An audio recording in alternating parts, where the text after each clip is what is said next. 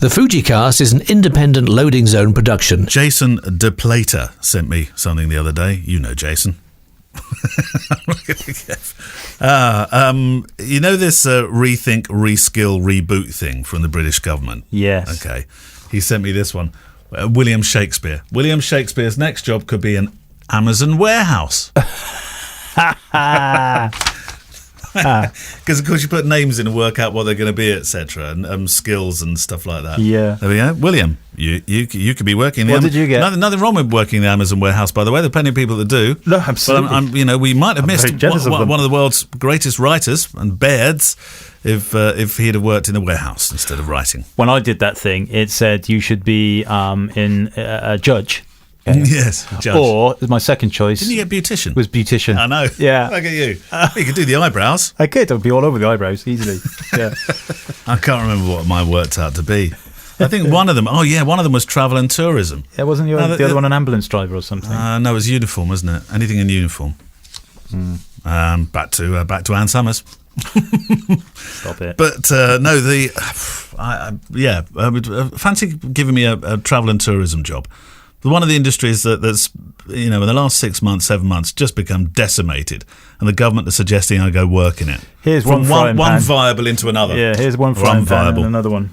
Yeah. There we go. But did you see this as well? The HM Government Careers Advisory Service. Okay, you had to match up. Okay, there's 3 columns. You match up your first name with the first column, middle name with the second, and the third. That's not a real thing, is it? Makes just as much sense. What was yours then? This one's funnier. Well, my real name, having the stage name and the real name now, which is no longer a secret. Blackburn. The real name, Forklift Foraging Executive. So give me so we get KM, obviously. What's your middle name again? David. David, isn't it? KDM. So you should be a mercenary decorating mangler. An MDM. It's a niche job. Mercenary decorated mangler. Job. Nice. Like the my stage name, I should be a hedgerow assistant. Sam's actually was burger welding executive. Oh. Now that is. I think that suits her. That's a very. What's Gemma? Gemma. Oh, what's G M? What's her middle name? She doesn't have one, doesn't she? Just put B for beautiful. Okay, brownie points. She would be a. Okay, so she's a gamekeeper mangler. Or if you put B in there, she's a gamekeeper painting mangler. Oh, she's a very good artist. Well, there we go. She's sorted. The FujiCast. Makes as much sense as the official one. Oh, dear. Anyway, are you viable, Kev, this week? Are you feeling viable? No, podcast Kev is left at home. I'm in an ump. Welcome to the non-viables. That's what we is. You and your question, if you're wondering when America thinking, what was he talking about viables? It was because our Chancellor, it'll be about a month ago now, got up in Parliament and described viable industries, of which we are not one. There we go. I do think there was a lot of misquotes and taken out of context. You've got to be very careful when you use the word viable when you're describing occupations. Yeah, absolutely. I think... do you think have I misquoted him slightly? No. I think have I taken him out of context? I think the point was, I think his general point was, look, basically, some of you are screwed, some of you aren't. Yeah. Why don't the ones that are screwed think about retraining? And I think he was just a bit clumsy with his wording. Yeah. I'm not a massive fan of Rishi Sunak, I must say, but I do think he got a bit hung out to dry over that. To be honest with you, there you go. Let me make an apology. Here's my apology from the bouquet chicken. There we go. That says it all. Yeah. Welcome to the FujiCast for another week. If you'd like to send your questions in, you can do so. We get to your questions, and they're not all tech, are they? Sometimes they're completely untech. So click at fujicast.co.uk, or you can leave one in the FujiCast group and the Facebook group that we have. Kev's book of the week this week. What do we have this week? This week we have The British by Nick Danziger. Wow. And I think we haven't talked about this one before. Haven't we? We have? No, I don't think we have. No. No, I'm kind of getting to that point now where in the mornings when I come to the podcast, I think, a book. Have we done that one? And then I don't have time to look at the website, and so I should really write a list. No, it's. I don't think we've done that one. Doesn't matter if we do things twice. Jamie Stoker is on the show as well. Now, we should have talked to. Jamie Stoker is a portrait and fashion photographer, and a blooming good one as well. And a massive gooner. He is, yes. In fact, I talked to him about his project. I think we touched on the Arsenal project that he'd been doing, which of course has changed somewhat. You can't go into stadiums, but he still says actually people turn up at the stadium, not necessarily get into the stadium on a game day because they can't do it, of course, but they're using it as a place to exercise, and because there's a vast space around the Emirates Stadium in North London. Well, did you see the footage of when Wales and England played football the other week? And we don't need to talk about the match, but there was no fans there. What was the score? There was no fans there, and what was the score? There was no fans there, and what was the score, chicken? It was, wasn't it? There was no fans there. Right. It was. There was no fans there, but outside Wembley Stadium is a massive Wetherspoons. Oh, right. And there was... were they all in there? There's hundreds of thousands of people in there. In one Wetherspoons? Thousands of them. Were there? All spilling out into the streets and in the Wetherspoons and everything. And of course, even though most pubs are being... Socially distanced, obviously. Most pubs are being told to close now in these new lockdown levels. But Wetherspoons doesn't have to because it serves food. You see, now the danger of this is that we record this and then a couple of days later everything changes. Yeah. Who knows? I don't care anymore. Anyway, Jamie Stoker talked about the f1 lens as well, which we should have done a month and a bit ago. I really, really wish they'd put a picture of a racing car on the side of that lens. Really. Why? Did. F1. Hello. Why not? Yeah. A little bit of humour. We need humour in the world. Kev, we do. Have you had a chance to use that 50mm f1? No. Okay. Well, that closed that one down. Let's start with the show of the questions. Moving on quick. Kev's a bit grumpy about that. No. I will rent it at some point. Yeah, it's on the. You'll rent it? I can rent them. Yeah, we can all rent them from Give Hire a Camera. Kev an F1 to use, for heaven's sake. He doesn't have to rent one. I do. Mullins is like Fujifilm royalty. Shut up. Should not be renting it. Shut up. You'll get me sacked. Go on, you go for a question. All right, I've got one from MASH. Who? Mark Ashworth. All right. MASH. Yeah. He says... I used to like that show. MASH, yeah. Thanks so much for the great podcast and awesome content. Yada, yada, yada, yada, yada, yada, yada. There's a lot of yada, yadas in this one. This is my first question, although I have listened to the show from the beginning. Right. It's a technical one, so maybe best aimed at... Kev. Yes, that's what he says. However, he then immediately starts talking about his Macintosh. So does he? I run Lightroom on my Mac, a 3TB Fusion drive, and soon to upgrade to a solid-state machine in the near future. Currently, I store all my jobs on an external SATA drive, or SATA, depends how you pronounce it, connected via a USB docking station. These drives are typically 5,400 revs per minute, standard hard drives. I download my RAWs to this and then import to Lightroom to process them, etc. Would it be better to use a 7,200 revs per minute drive instead, and would this make a speed difference even though I am connecting via USB? When I upgrade to a Mac with an internal SSD, would you use this to work on the files and then back up the slower standard HD once the files have been edited? Thanks again, look forward to your thoughts. Mark Ashworth, MASH. Yeah. I don't use a Mac, so you better answer. Well, I'll refer it to the right honourable gentleman. What do you think out there? I know, it's exactly what I was going to say, funnily enough. That's what I would do. Okay, right. Shadow of a doubt. In all seriousness, the Mac is irrelevant whether it's Mac or Windows. The principles are the same.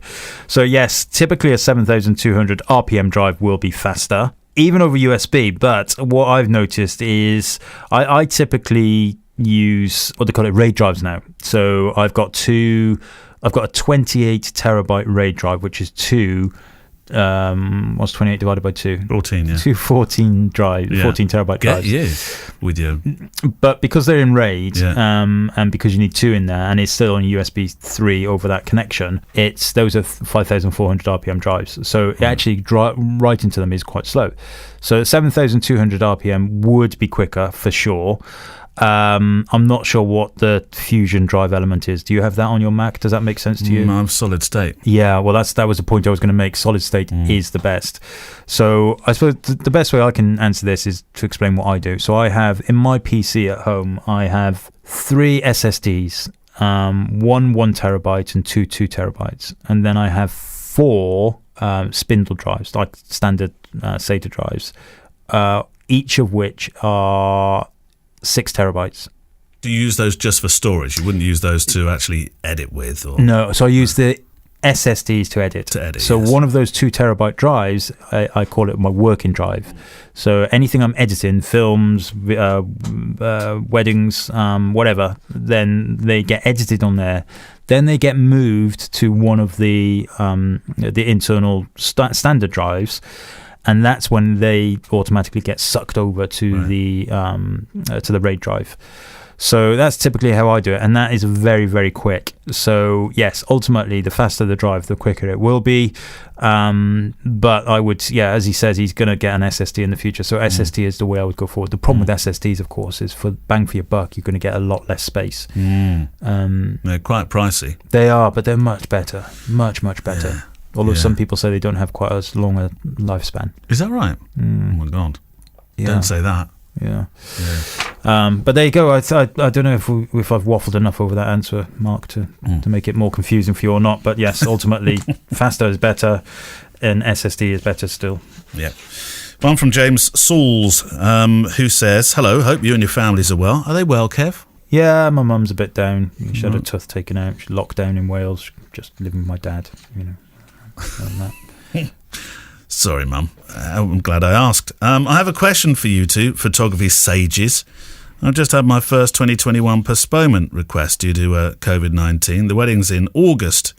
Well, August, and they're cancelling or postponing. Oh, and they feel they'll not be allowed their 200 guests, and that if a second wave hits, they don't want to rush reorganising the wedding, so they want to move it.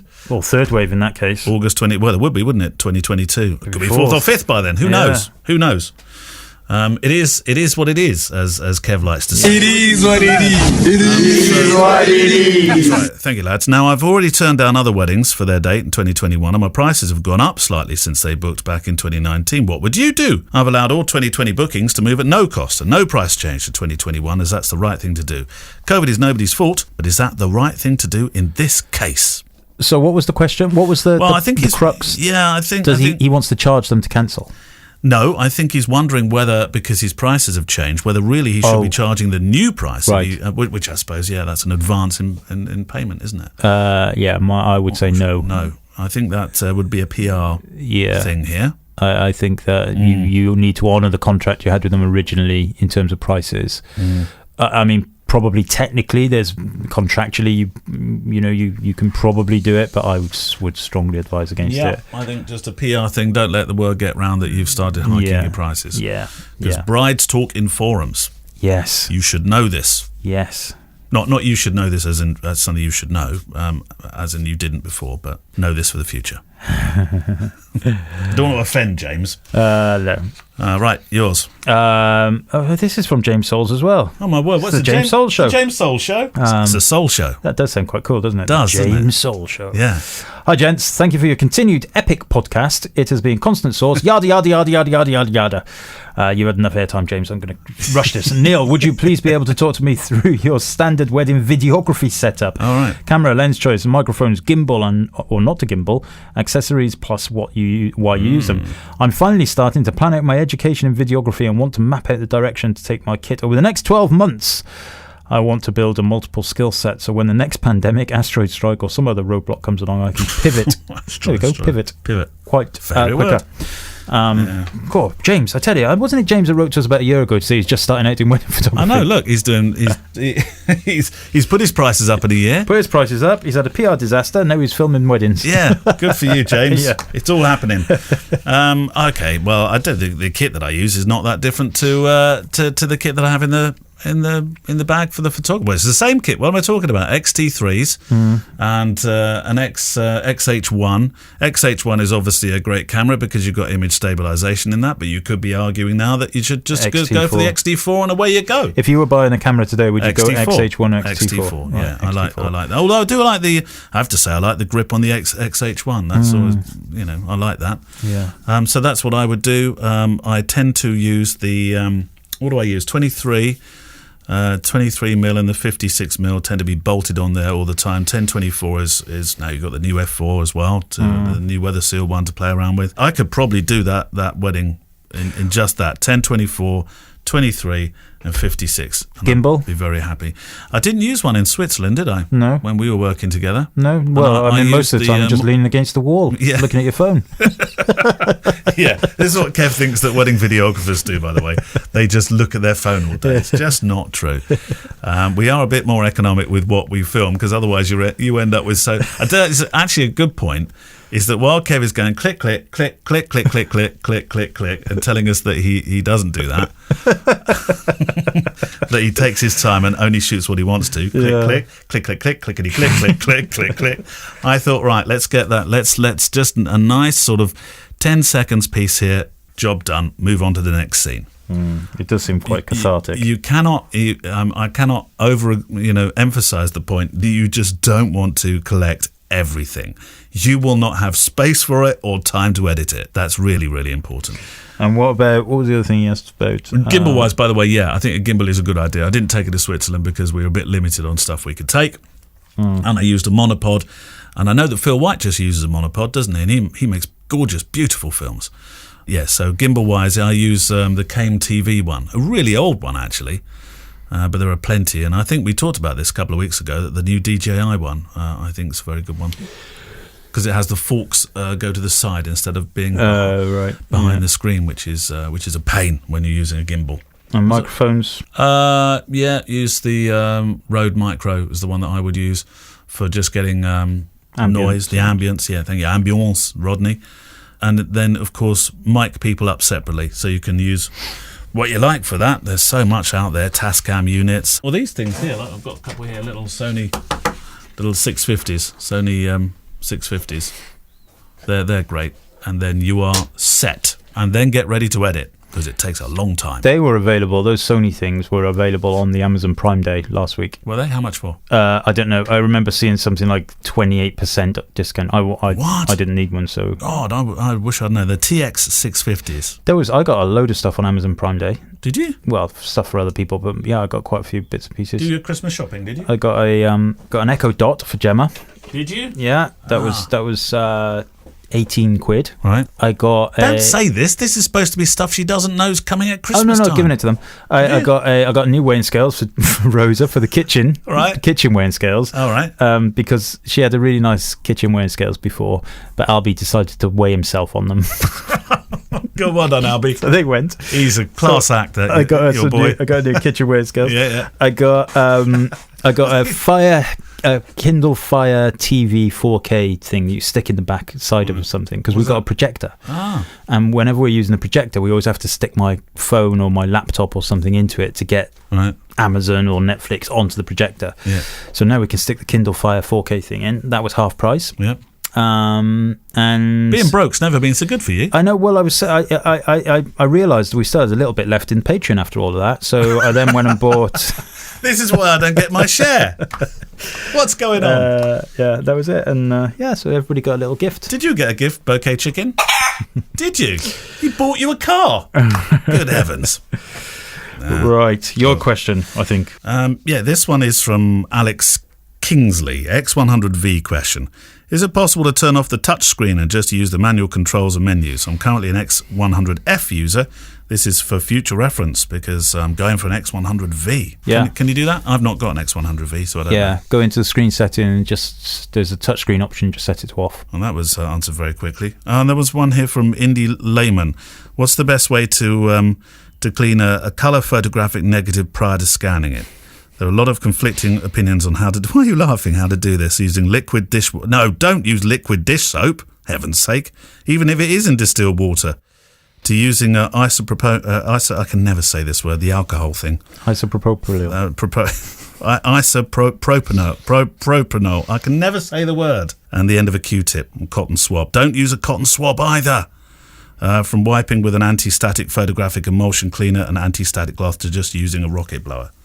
So we have to use the isopropyl and make sure it's 98%. That's my advice. But that's not for cleaning a sensor. That's for cleaning. That's for pre-washing film. There's film. Yeah. Oh no, not a sensor. For heaven's sake. I was going to say, I have no idea. No, he was talking about film. Yes. He was talking about film. Yeah, so what would you do? Don't What did you used to do? It's sensor. So yeah, no, that's well, you want to use. It's got to be 98%. And here's the reason why. And I had to write my thoughts down because I'd forgotten a bit since using it. Because it won't leave any spots and little gunky stains. Now, if you just use water, even if it's distilled, it's going to leave stains. So that's no good on your negatives. So you need something that's got good alcoholic strength. So sort of the power Russian in Siberia would probably drink for breakfast on his cornflakes. Then don't drink that stuff, by the way, because it will rot your gut. Yeah. Very quickly add that in. That's a joke. Do not drink this stuff. It's for photographic purposes only, and you must use get yourself some lint-free buds.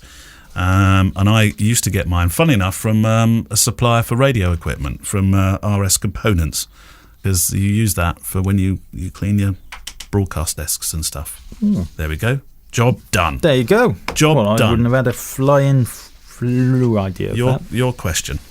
My question, right? I've got a question from Kyle Bolin, from Denver, Colorado. I went to Denver. I love Denver. Is he Mark's brother? Mark Bolin? No, Bolin, not sorry. Bolin. Okay. Bolin. Yeah, I loved it. I went skiing there lots of times. Hi guys, love the show. Kevin, I'm enjoying your 7 JPEG presets in your recent YouTube video. Yes. I even used X-Raw Studio to load them into my XT4. Ooh, go you. By the way, properly listening to Kev on that one then. X-Raw Studio has just had a firmware update. A software update. I just read about that to allow it to use the S10 camera and a few other bug fixes. There you go. So 2 questions. When using these custom settings, why does my camera seem to take longer to write them to the memory card? Is that just something I need to get used to, or can I get around that? What is it about the settings that slows them down? Okay, so first thing, this was a video that I created with my 7 custom JPEG settings for 2020. So these aren't presets that you buy or anything like that. These are things you just dial into your camera. And as the previous version, I had things like Meowitz, Par, Padilla. You called them names. Yeah, it's good. It's good. Yeah, I love them. I absolutely love them. But one of the issues with the latter generation of Fujifilm cameras is that the clarity option does slow everything right down. So as soon as you set clarity to anything other than 0 in the camera, it takes ages. Now, I've no idea whether this is something that Fujifilm can fix in firmware. I really hope so.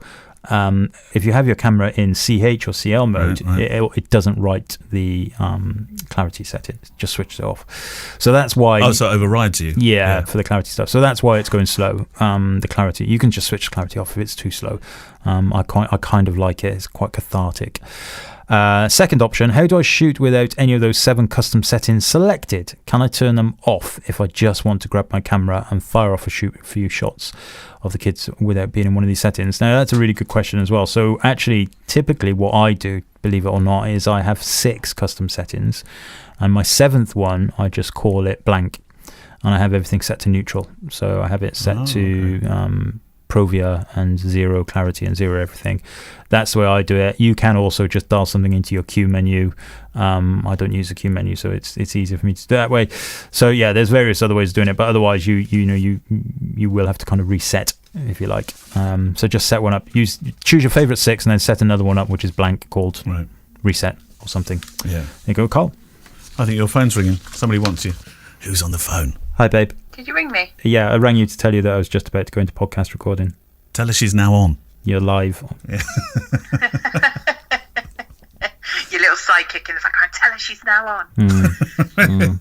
Your little sidekick. Did you want anything particular, or were you just trying to ruin our lives? Oh, Kev! Rude. All right, Adrian. All right. All right. See you later. Bye. I love you. Love you. Bye. Who's Adrian? I don't know, but Adrian is the signature we always have on the boiler. Right. When the boiler man comes around, that boiler breaks a lot. Oh, Kev. Oh, dear. People still love you, though. Do you remember, you are Ziza's favourite wedding photographer. You're my favourite wedding photographer. You should do my wedding. Yeah, there we go. Yeah. I tell you, if Ziza ever gets married, I'm going to photograph her wedding totally for free, because she is my... You're not allowed to say heroine anymore. Hero. She's a hero. She's my hero. Right, one more before we have the interview. Tim Helps. Good day, Kev. Good day, Neil. Guess where Tim Helps comes from? Oh, let me guess. Have you ever been to Adelaide? No. Actually, nor have I. How are you, me old cobbers? Yada, yada, yada, blah-de-blah-de-blah. Question, do you think that the next X100 camera could be improved? Well, hang on, we've only just had one. Could be improved if it were about 10% smaller in all directions. I've owned and used the original X100 and the X100T, but coming from the GR series, very small, easy to handle. But I think the X100s, as they go on, would be a bit more carryable and ergonomically great to use with a bit of fat shaved off. 10% should do it. Any chance? Oh, well, we shall consider. Isn't that what they say? well, that's really... It's pretty small anyway, isn't it? It is. I mean, you can't get that much smaller. Can't get much smaller. And in fact, the X100V is a tiny, tiny bit bigger than the X100F because of the new lens. Yes. And new elements in the lens and stuff. And yeah, because obviously you've got the sensor, right? So the sensor, the X70 was the smallest and XF10 were the smallest little cameras they made. But then the X100, yeah, I mean, I can't imagine it ever getting smaller. What I would really love them to do with the next what will come after V? X100V is 5. X100 IV. No, VI. No, VI. Yeah. Because I can't do S again either. Anyway, what I would really like would be dual card slots. That's what I'd like. But that would make the camera bigger again. Well, that's the thing. If they could manage to... Actually, I'm not sure it would, to be totally honest with you. Here's something radical. Put one each end. Yeah, put one each end or whatever. But I suspect it will get bigger as we go forward because the new batteries that the XT4 use are bigger. Oh, do you think that will come into that as well? Yeah, then? they won't stick with two separate battery then lines. Do you get to a point where you might as well just get an X Pro? Well, this is it. I mean, if they can keep it the same, I really don't think it will get any smaller, I have to say. But if they keep it the same size and squeeze a second memory card in, or they may even go down the route of potentially doing internal memory plus a memory card. It has to be one memory card. Yeah.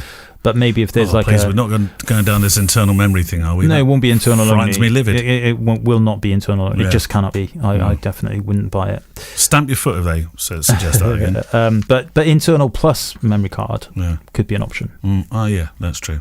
Anyway. That's quite a good idea, actually. Yeah, I like that idea. Tim, we'll suggest that. And 5G connection. Yeah. Automatically, you shoot, you edit.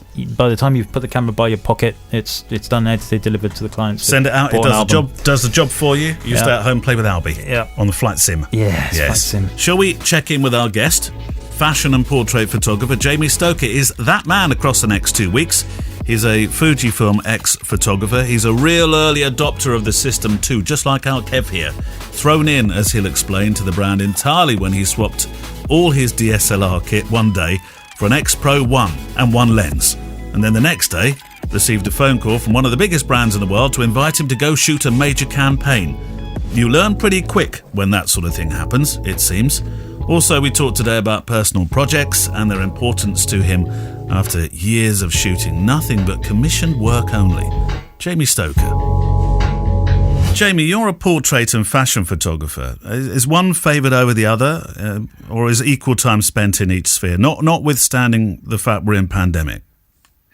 Yeah, well, that's a good question, and it's something that's been a kind of long-term struggle for me. Obviously, when you're a freelance photographer, you sort of have this idea that as the years go by, you'll become more specialized and more known for your area of expertise. And I would say nowadays it's probably more on the portrait side of things. Yeah. But that has been a long-term struggle. I think my work, because I take a lot of portraits within the fashion industry, it sometimes has a crossover that's hard to pin down.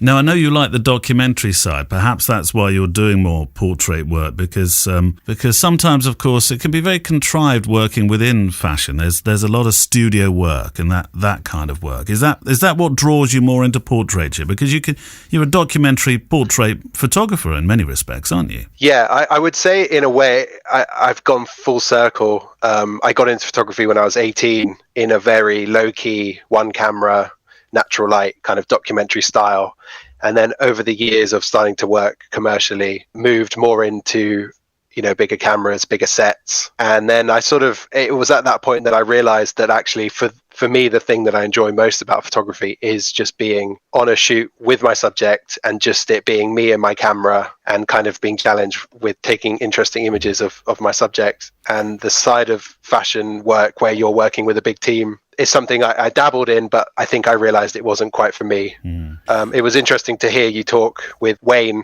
on one of the previous episodes about that whole thing that when you're shooting within fashion, you really do have to assemble that team, stylists, makeup, etc. And although it was great to work with a creative team, I always found that slightly restrictive because I just wanted to kind of be out there with my camera on my own. Although I'm a bit confused because I saw a film about you which said you work only on commissions now and you haven't shot a personal project since you were a student. Although I did also read that on the personal side of things, you like to photograph stories about people who are drawn to physical spaces by a particular niche interest, such as the fascinating Loch Ness story. So is that commissioned work or have you started shooting personal again? As of about a year ago, I hadn't really shot anything personal since my student days, which was when I did this project on Loch Ness and the kind of people and places that you find up there. And it's something that's always been nagging in the back of my head. But you know, living in London, obviously with rent to pay and whatnot, it was always kind of my focus to just be making a living through photography. And as I'm sure it's been a topic that's popped up with COVID and not working as much as usual, it's kind of given me a bigger impetus than ever to get back into that personal side of things. Tell me what drew you to the Loch Ness story then, because it is a fascinating story. I mean, I remember going to Loch Ness as a child with my dad and standing there at the banks thinking, come on, Dad, when's she coming up? Yeah, so when I was, after my early couple of years first getting into photography and kind of being self-taught, when I decided to take it seriously, I went to study it in Brighton, and the course in Brighton is run by Mark Power, who's a Magnum photographer. Yes, yeah. And at the time and still today, you know, I'm a huge Magnum fan, as I'm sure a lot of photographers are. Yeah. And the shipping forecast, I think, is on many students' projects. Exactly. Yeah. Then and still today, Alex Soth was a huge inspiration. So when it came to our final year and we had to basically commit to a major project to do for most of the year, when I was a kid, I wanted to, obviously people have a thing where when I'm older, I want to be a footballer or an astronaut. My strange kind of childhood fascination was with cryptozoology, so studying, animals that haven't been scientifically proven to exist, like Loch Ness Monster and Bigfoot and whatnot. And so I thought it would just be an interesting focus for a project and kind of in that style of, road trip exploration photography to go up there. I spent a few months kind of researching it and finding out who the key players were and the key places. And then I went up there with a friend of mine who was a documentary filmmaker, and we just spent a couple of weeks in the off season. So once all the tourists had left, I think it was sort of October, November time, just basically exploring, talking to people, doing interviews. I shot it all on a Mamiya 7, and it was just probably to this day one of my favorite photographic experiences. And it's a project which I'm actually now going to sort of, with all the time on my hands in lockdown, try and get back up on my website and get out there, because for a while I toured it and it had some exhibitions and I made a zine, but then over the years it kind of fell by the wayside. And there's another one as well. You should never judge a book by its cover. And I did a dreadful thing in doing so when I read about you being interested in heavy metal, and I thought, no, that can't be the same Jamie Stoker, surely. But you've been attending this heavy metal festival in the Czech Republic for a few years, which is in an 18th century military fortress. Yeah. And how on earth did that one appear on your radar? So for my sins, I am a secret heavy metal fan, and my friends and I go each year to various festivals around Europe. And we got wind of this fairly niche festival in the Czech Republic called Brutal Assault. And what's particularly amazing about it, obviously in addition to the music and the bands, is that it takes place in this fort, which is one of those kind of Napoleonic era star forts, if you can picture the ones. And it's just really fascinating because, for instance, in the off season when the festival isn't happening, the organizers and the Czech heavy metal fans actually help the local authority to maintain the fort and rebuild some of the broken battlements and stuff. And then for a couple of days in August each year, they have this festival where the bands are playing and you sit up on the hillside on on the Fortress. And obviously you meet a lot of characters there, but for me, I just had this 1 year of realizing that it was no different to Loch Ness in the sense that you had this geographical location where people would come from all over, kind of sharing that same slightly bizarre interest. And you start to see, same as when I was in Loch Ness, you started to see kind of like reoccurring visual cues and the way people dress and the sort of like little bits and bobs you find scattered around the outskirts. And so for a number of years, I started to document that and was hoping to carry on again this year. But obviously with COVID, it was postponed. Next year, hopefully. Yeah. We'll come to Fujifilm in a moment and your work with Fujifilm. But the X Pro 3, when that came out last year, various photographers were given an opportunity to use the camera and put it through its test. And you were one of those. You had an X Pro 3. Were Fujifilm surprised that you said, do you know what I'd like to do? I'd like to take it to an Arsenal football match.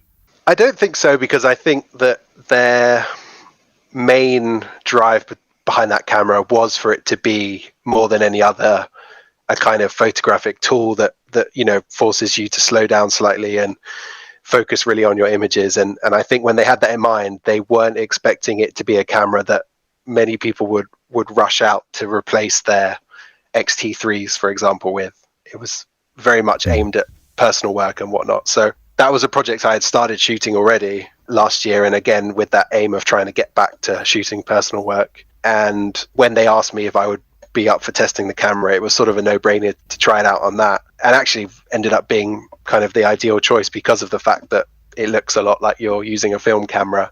And I'm sure many street photographers agree that it's nice to kind of be able to shoot slightly incognito without someone necessarily asking to see the back of the camera, etc. Absolutely. So this journey with Fujifilm, when did it start? Because straight out the traps, it's not a regular manner to be found in for those who shoot fashion. But Fujifilm, did you go to them or did they come to you? So my background with Fujifilm is in 2012, I had been graduated for a year and I was sort of struggling to pick up bits and bobs trying to work as a portrait photographer.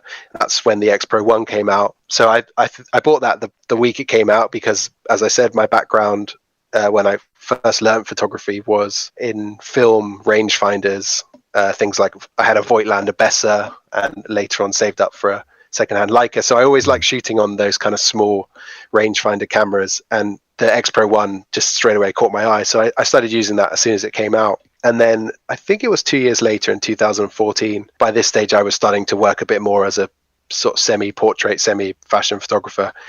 And I did a campaign for a luxury outdoor coat brand up in Scotland that was kind of linked to Macintosh. And their head of PR previously had worked, I believe, at Globetrotter Bags. So he had designed a bag which came out, I believe, as a limited edition set with the X100 when it first came out. There was a Globetrotter yes. sort of like case for it. Yes, there was. And so he had the Fujifilm contacts and he loved all the work I did on this fashion campaign and put me in touch with them and said, Jamie's this young fashion photographer and he uses your cameras and did a good job and I think you should check him out. So that was my initial connection with them. And then for the next couple of years, I sort of loosely did a few bits and bobs. But I think that the team was changing and the ambassador program was changing. And I kind of fell slightly through the gaps until I think 2018 when they got back in touch. And that was when there was a much more official ambassador program where we had kind of clear guidelines. And so they invited me to rejoin. And actually, that's one of the things that when I talk and when I interact with people is nice because I can kind of say from the get-go, I was a Fujifilm adopter from when the X Pro 1 first came out. And then I used it ever since, but including years when I wasn't anymore an ambassador. I think people always have that worry about, are we just sort of paid to sell the cameras and say they're great? And obviously that's not the case. No. But we're very much, and I feel quite strongly about this, I love the cameras first and foremost. I would use them if I had no link to the company because I think they're great tools. So you'd been using these right from the get-go in fashion then, which I would imagine would have been unusual to your peers at that stage. What did they used to say? Well, it was funny actually. When the X Pro 1 first came out, I remember I went down to Tottenham Court Road and sold my 5D Mark II and the various prime lenses I had. And and that got me the X Pro 1 and the 35 1.4, and that was it. That was the only digital camera I owned. And a week later, I got booked for at that stage, it was kind of one of my early breakout moments, I guess you could call it. I got booked for a Nike job, which was taking place during that summer when the Olympics were happening, and they were hiring, I think it was like 4 or 5 of London's young up and coming photographers to shoot hundreds of portraits for this book they were putting together, kind of celebrating young creative Londoners, athletes, musicians, artists, etc. And so over the course of a couple of days, I had to shoot hundreds of portraits using this X Pro 1 single lens. Yeah. And straight away, although it was a slower way of working, obviously the X Pro 1 was quite famously slow when it first came out. That kind of worked for me because it forced me to slow down, and it was a conversation starter.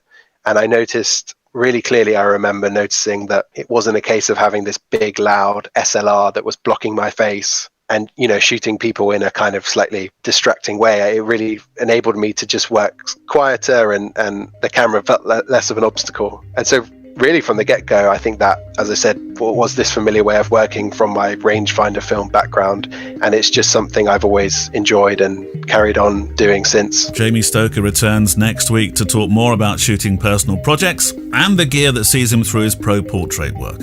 If you like to hear stories about photographers and you haven't dipped your toe in the waters of my other podcast yet, then Photography Daily has a real treat coming up this week.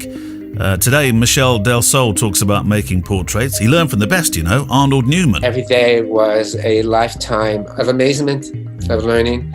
I'd never been in a photography studio, and I saw him do marvels. Paul Walters, on Tuesday, tomorrow, talks about becoming a photojournalist in 2020 and beyond. You've got to be quite self-sufficient.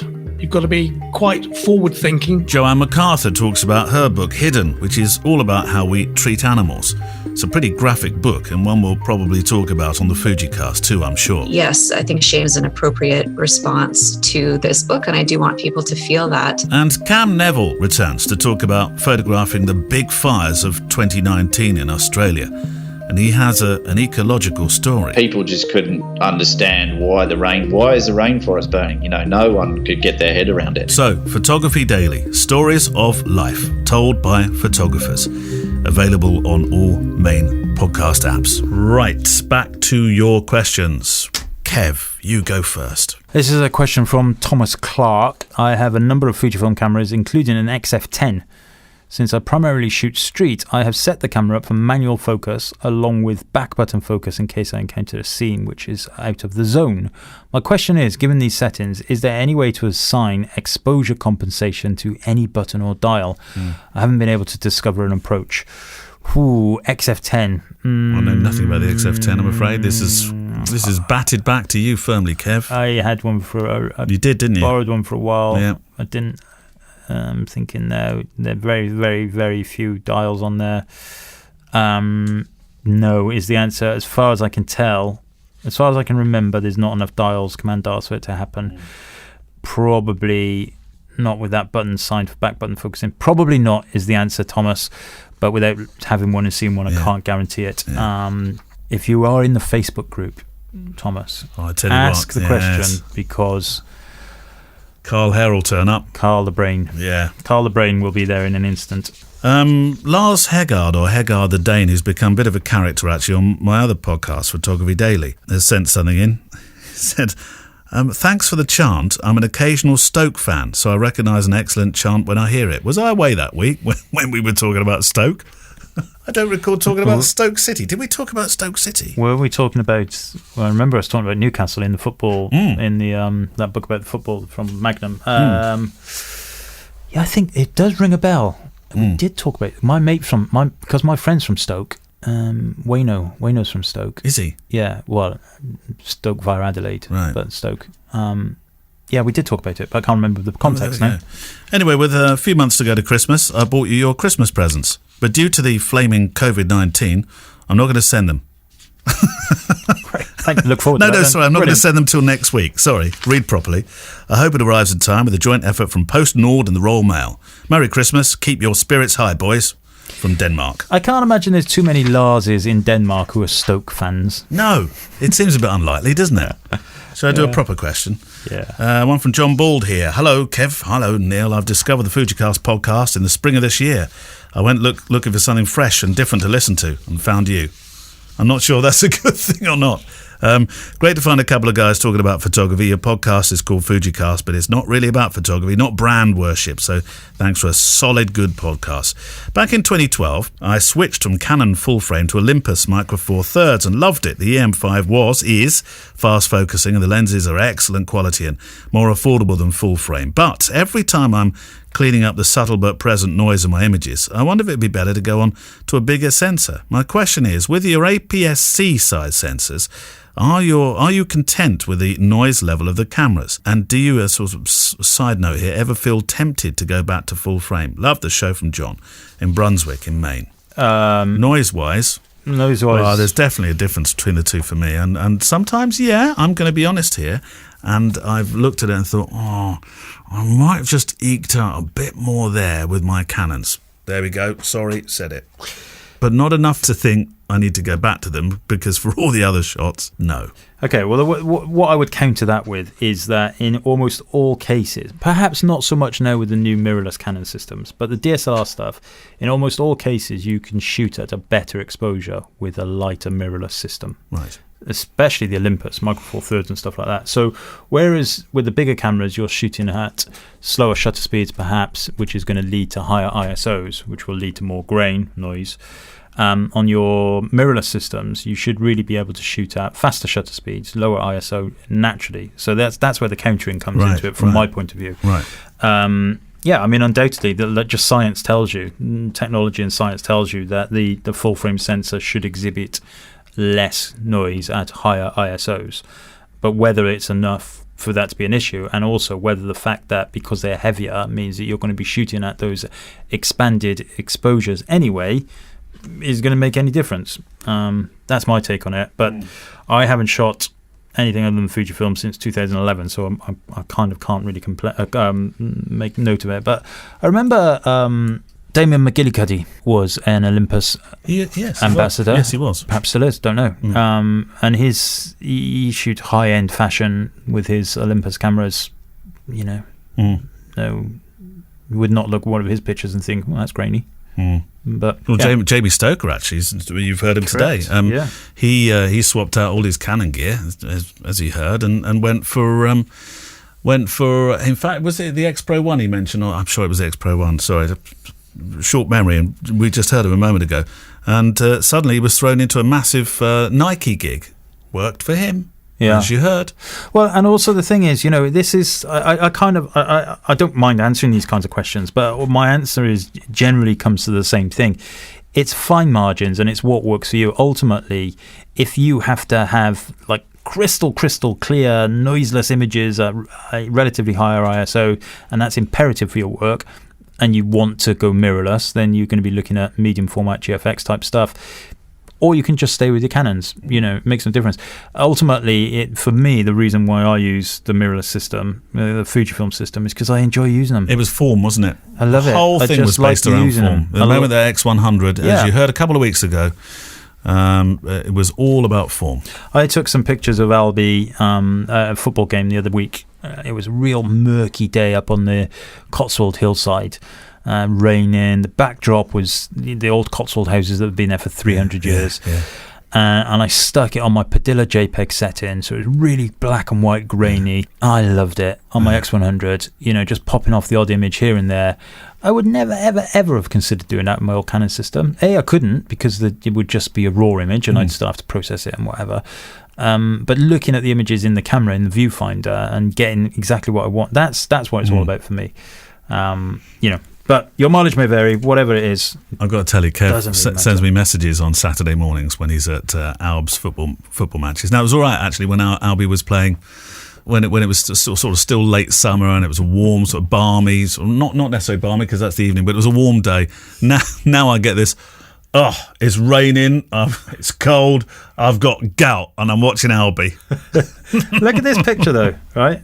I love it. Yeah, but this is out your phone. This won't have the Padilla setting. This is from my... Did you transfer it? Yeah, this is from my X100. Okay, let's have a look. Yeah, look at that. See, Kev, this is book-worthy now. Great, isn't it? I love that. Love it. There's Albie about to run away from a header. Bless him.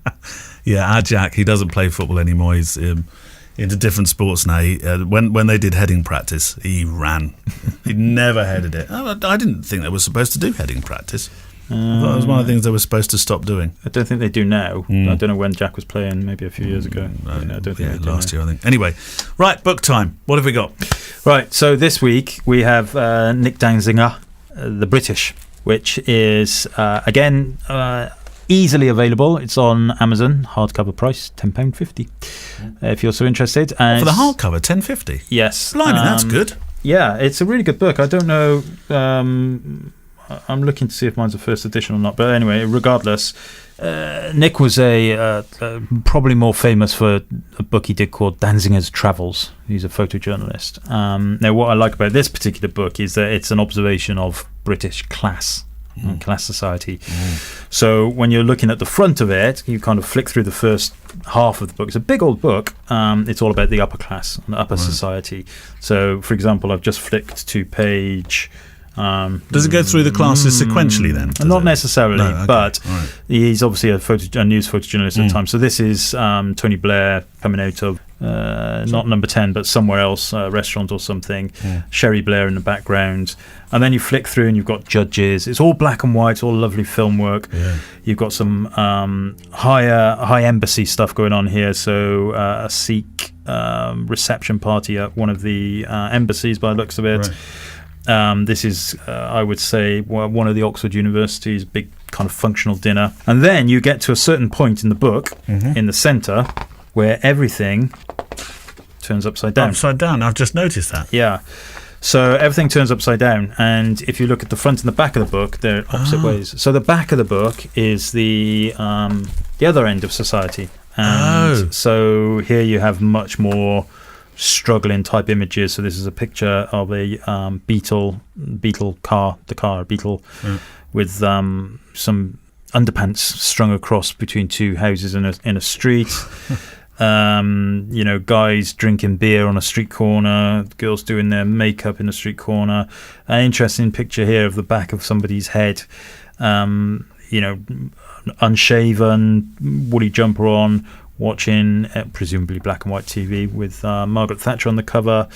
So the sections are broken down. So this is in Halifax, for example. So there's some information to give context to the books, to the images, but ultimately it's about the power of the people and the power of the class society. And it's really good. And Nick's been around for a long time, of course, and very, very successful book photojournalist, I should say. Interesting you mentioned the drinking thing, because that's often used as a way to talk about class or also show some distinction between class. But why is it when you get a couple of blokes drinking beer on a street, it's considered thuggish? Well, when you get sort of posh people with their champagne glasses walking through the streets of Oxford, it's perfectly okay. Oh, no, I'm with you entirely. I mean, the things I've seen I used to live in Bracknell, in Harmon's Water in Bracknell, which backed onto Ascot Racecourse. Yeah. And that's a bit posh. Well, Harmon's Water's not, but Ascot is. And we would share the same train station. Okay, so Harmon's Water, Ascot train station. And during the Ascot races, this is when I was working in London, so I'd get off my little train, in my ill-fitting M&S suit, and then you'd see the things you'd see at there's a bar at the Ascot train station called the Jazz. It's called the Jazz Club. I think it's called Jazz at Ascot. Right. And I used to occasionally go in there. It's a nice little pub. The things you'd see, honestly. And yeah, I absolutely agree with you. And that's kind of thing Martin Parr loves, isn't it? He loves. And he does it with such aplomb. There's no kind of separation. He's not cruel. No, absolutely he's not cruel. But there's no separation either. There's no real kind of judgment. It's just like, this is it. I've never been very good at those very hoorah events. You go to quite a few though, because you do the races and stuff, don't you? You're very good at stuff like that. Yeah, Kev, working class Kev. I go to the out with all the hoorays. He loves it. Yeah, but I go to the Best Mate stand, which is the 10 quid tickets where you stand up. That's why it's called the Best Mate stand. Oh, is it? It's where all of the I'll take that back then. It's where all the Irish travellers go to. Right. That end. Right. So it's very, very much Spit and Sawdust. Is it? Probably the great though. I love it. Most fun bit. Yeah, absolutely. I'm not at all interested in horses. I went to Henley. I think it's a bit cruel. I went to Henley Regatta once. I was never invited back. Apparently I misbehaved too much. Oh dear. Well, I mean, all that free champagne and watching people sort of, in the end I didn't know there you go. That's what I'm on about. Ascot Station. You see? Yeah, I wasn't invited back. It was my own company. I was a director for them, but they didn't invite me back next year. Brilliant. So the book again, the British, British. Nick Danziger, and good book, big kind of solid, hardcore photo book, proper, all black and white as well. All black and white. Good work. Right, questions. I think we've got time for one more, maybe a couple more. Neil Parry. Hi all. I recall hearing on 2 occasions recently that software has been released by Fuji that allows you to apply Fuji filters to raw images. Did I dream that? If you know of it, could you share a link? I was then able to find it on the Fujifilm site. Well, that's X-Raw Studio. We just talked about that. We talked about that, didn't we? There's loads of that stuff on my website, f16.click. And there was just been updated today, in fact. An opportunity to get you to the F16 site, really, wasn't Correct. it? Yes. There we go. Reel them in. Go on, Kev. You go. Quick one from Jeremy Baker. Portrait tips, please. There you go. Was that it? Yeah. Oh, right. Basically, what do you do when they're wearing spectacles? Oh, ask them to take them off. Be a bit of a Yusuf Karsh. Take them off. If they refuse, march over, whip them off. Yeah, I wouldn't have a clue. I don't really know. It's very difficult with glasses because you can't always do that. The higher you get with the obviously you want to get your lighting out of the way. You don't want it to be on the same plane. Lift it really high, act as the sun, and that does give you a fighting chance. Best if you want to learn, if you really want to get into the portrait business, Glyn Dewis is the man. Glyn Dewis has got some amazing tutorials. Really nice guy, despite his name, not Welsh. But his stuff is great. He's got a really good YouTube channel, Glyn Dewis, GLYNDEWIS. We will link to it. Some of his stuff, of course, on the podcast. Another nice way to shoot portraits with lighting is don't think that your key light and your and your fill light always have to be at the subject. Not at all. Far from it. Because sometimes, I mean, if you're using something like or a beauty dish, for example, use that as a key for the subject. But instead of trying to fill from one side, just going direct onto the subject, bang it back into the room. If you've got a white room, it's no good sort of throwing it back into a dark and black room or something. But if you've got a nice white ceiling, fire it behind you into the ceiling, and that creates this beautiful, big, soft light for the entire room. And then you can just dab them with the beauty dish or something. That can be another way, and that'll help you with the glasses as well, I think. I think it'll help you with the glasses. There you go. Correct me if I'm wrong. But, I don't know. I suppose you could also use a modelling lamp. Yep. With the glasses, use a modelling lamp to see where the reflections are, and then adjust accordingly. Yeah. You know. Okay. But yes, basically, I don't know. I rescued you a bit. You normally rescue me on the tech. Here we go. Luke Warwick. A while back, I think this will be the last one. A while back, Kev and Neale, you were discussing monitors, and there was somebody on the show talking about calibration. This guest was recommending a particular BenQ model for the middle-of-the-road usage. Anyone recall which one or recommend any others? I've started doing video now alongside my photo work. Could do with an upgrade. Thank you in advance. From Luke. Yeah, BenQ. We both use BenQ. We do. Now, there are 2 different models. There's a PT. Yes. And the SW. PT, I think, is one aimed more at video guys. All right. But the PT was the one that I ended up using as my reserve monitor. So I've got 2 of them. Yeah. Do you notice a discernible difference between the 2? Not necessarily, but it was enough to worry me that I was using the wrong colour scopes and things like that.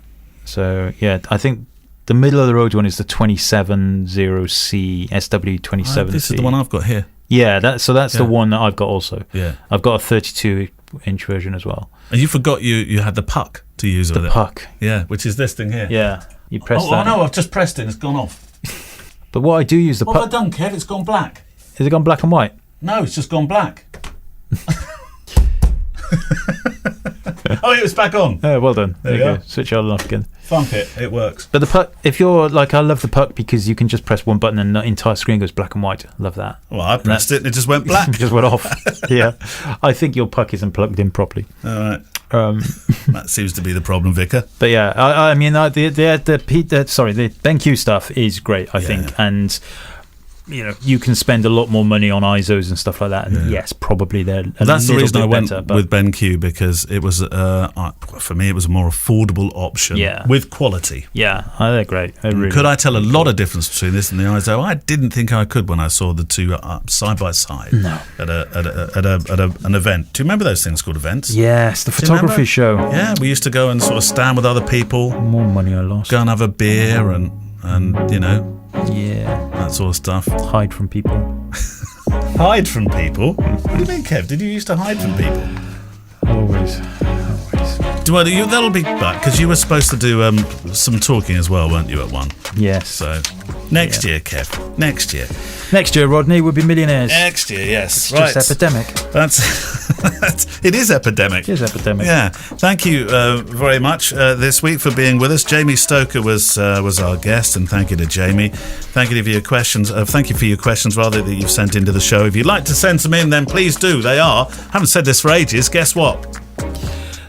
The lifeblood of the show. They are the lifeblood of the show, and as Kev would say, it is what it is. It is what it is. It just isn't relevant at all. So send them into click@fujicast.co.uk, or indeed you can send them through the Facebook group, the private Facebook group that we have. Thank you to those that have been supporting the show by Patreon. If you can do it, fantastic. For those who feel it's appropriate, of course, not just for us, but for your pocket too. But the donations, despite all the joshing that we do, they do help the show stay here as an ongoing project, because there are costs involved. Honestly, there is. Music from Blue Wednesday, supporting music from the incredibleartlist.io. And if you'd like to see our offerings, and please go and see the show page today before Kev gets really grumpy and takes it down altogether. Are we still using the Patreon for our relate fees? Oh God, somebody's just calling me. Maybe FujiCast. So look at that. FujiCast is calling me on my mobile. Look at that. It does say FujiCast. I just had the number as well. That's funny. I better go. People are calling us. Bye-bye. We'll see you next week. Bye-bye. The FujiCast is an independent loading zone production. Email the show with your questions and words of wisdom to click@fujicast.co.uk. Email any complaints and political nonsense to our wives, who will deal with your comments in their own good time and in their own good way.